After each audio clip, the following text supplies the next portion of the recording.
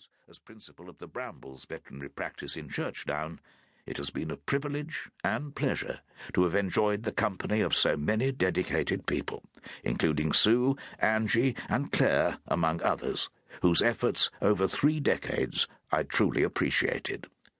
Last, but by no means least, I must mention a dedicated member of staff without whom this story would be incomplete.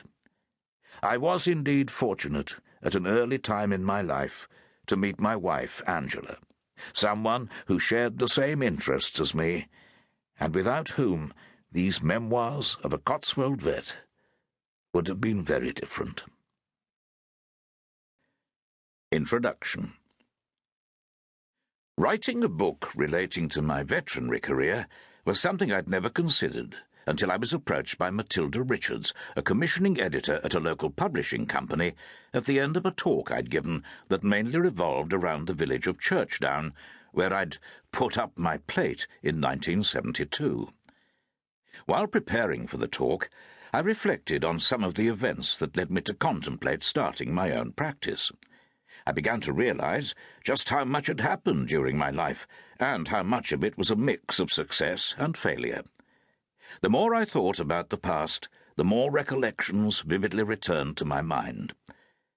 I realized, with amazement, that in one 10-year period I had gone from being an 11-year-old at junior school to a 21-year-old on the brink of getting married. Not every decade was quite as eventful as that, but a life spent with animals made sure that there were few dull days. My life began in Birmingham at the height of the Second World War Blitz, and many hours of my earliest years were spent in the safety and indignity of an air raid shelter. My family moved to Gloucester in 1945, and I became a pupil at Finley Road School, at that time one of Gloucester's best-performing schools. From there, I moved on to the Crypt School in the city, and eventually to the Faculty of Veterinary Science at Liverpool University. There, I gained my Bachelor of Veterinary Science degree and became a veterinary surgeon. I've written here a little about undergraduate life at the university.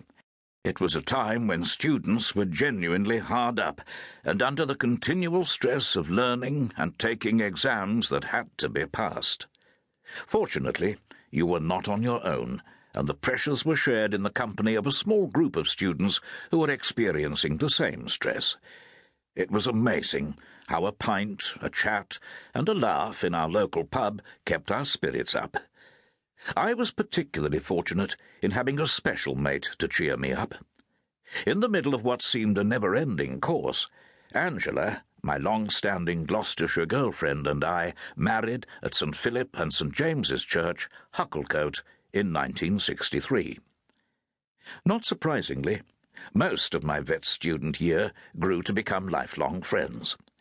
I've written a little about a few of them, but it would have been easy to have related something of interest of them all. At least, I've spared their blushes.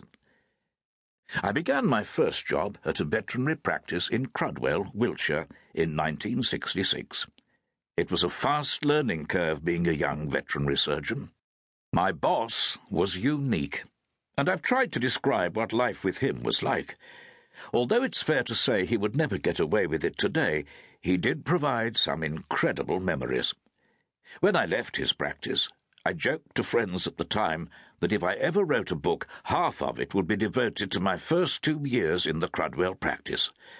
I have, however, resisted that temptation and restricted the telling of those days in order to include equally fascinating happenings at different times and in different places. From Crudwell, we moved to Cheltenham. It was towards the end of the swinging 60s, and there was just a short while to let our hair down before life became much more serious and demanding. For many years, I had a superb boss. Peter Hull is greatly respected in the veterinary profession, his farming clients and the pet owners, and extensively throughout the horse world. I enjoyed his company, and from our good-humoured chats that sometimes resembled a lecture over a cup of coffee, I continued to learn a great deal about the art and science of veterinary practice.